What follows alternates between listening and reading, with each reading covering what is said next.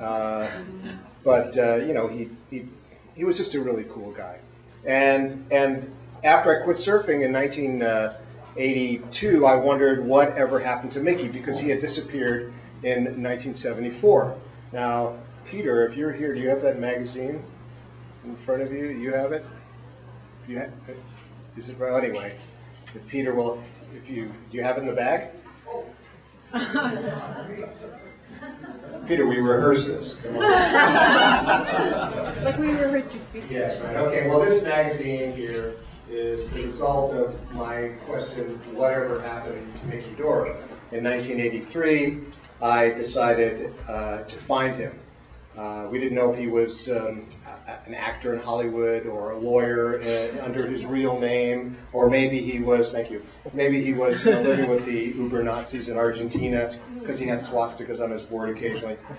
I found him, but it was 2 days after he got out of Lompoc Men's Penitentiary, and I wrote this story. I wrote it because, you know, like I say, everybody wondered where he was, because Mickey's surfing, and we wouldn't be here without the surfing. He was just, you know, God-given talent on the wave. He just looked so comfortable up on the board. He was, you know, the king of Malibu. I should have buried him in the lead, of course. He was the king of Malibu in the 50s and 60s. And he had one foot in paradise when Malibu was fairly empty. And after the movie Gidget and the beach party movies, Malibu was crowded. It was as if last week the freeways, it took you, you know, 20 minutes to get from across town, and all of a sudden it took you 2 hours to get across town. Our freeways are what happened basically to Malibu and beaches along up and down the coast because of the crowding. And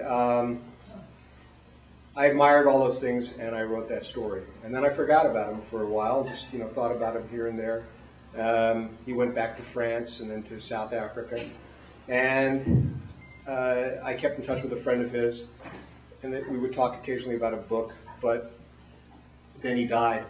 And by then I'd written, you know, a bunch of books, and I thought, well, maybe now's the time, because Mickey really, you know, he spent his life telling everybody, don't talk about me. Don't sell me out. Now, what is a greater temptation for a journalist than that? So I started nosing around, and, you know, went right to his father and to the administrator of his estate, and somehow I convinced them that I would write a non-judgmental book and an oral history with some narrative and the voices of all the people who knew him, because really that's where his story lay, in the many, many reflections of the people who knew him. And 5 years and 300 people and 5 continents later, you have All for a Few Perfect Waves, which is what I think Mickey's life was all about. It was an incredible experience, and if anybody would like to put a large sum of money in my bank account, I would be happy to continue doing this book for a couple more years and then put out the director's cut. There are people in this room that I can't really see anymore because I'm, you know, I can't really see. I convinced my wife, Susie, who's here somewhere, that I actually can drive at night, but who are in the book, who helped me. They're all over, and I really appreciate your help.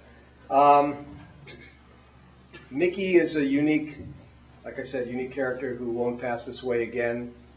He was at the right place at the right time, or at the right place at the wrong time.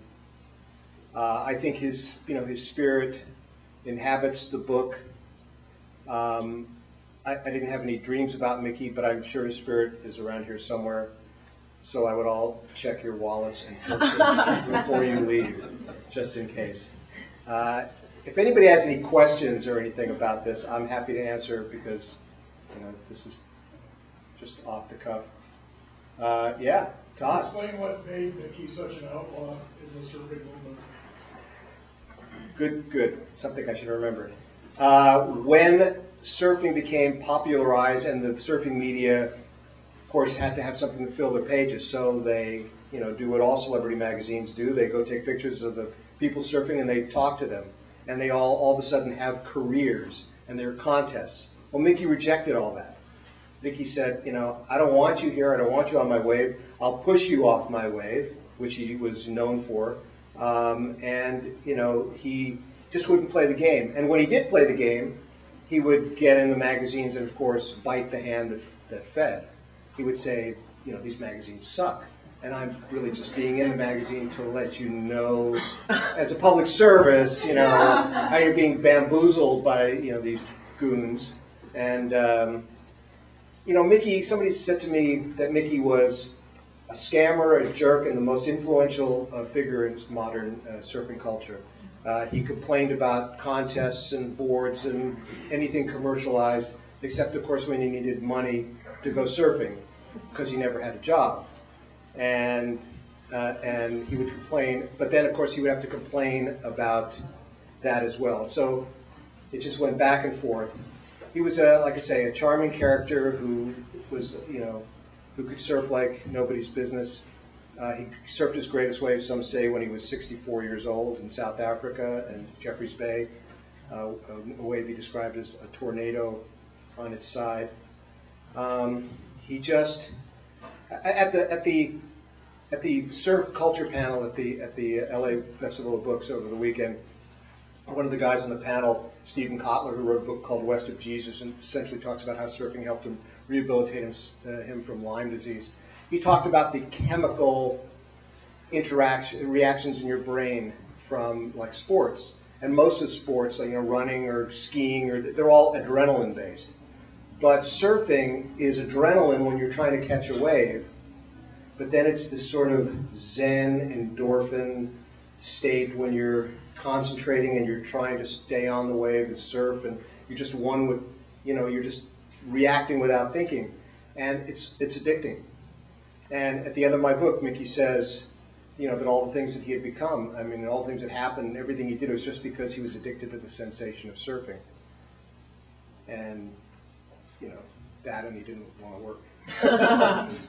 So, you know, it's a fascinating story. It's not just for surfers at all. Mickey is really a slice of Americana, an incredibly influential figure in an industry now, a word he probably would have disliked, in an industry that makes $5 billion a year between, you know, the boards and the wetsuits and the skateboards and the snowboards and the clothing.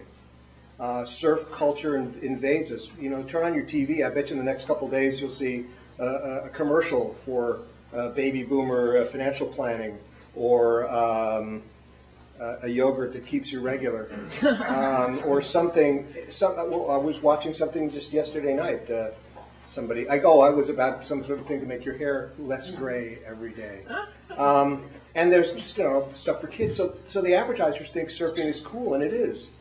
And so, you know, he's responsible in a way for this, and also responsible for not wanting it. You know, he basically just spent his life roaming the world looking for empty waves, sometimes running from the law. He did serve a little time in prison for credit card fraud. But, you know, in the end, he never sold out. He said his life was a lonely, bizarre existence, but he didn't expect anybody to live it. That's just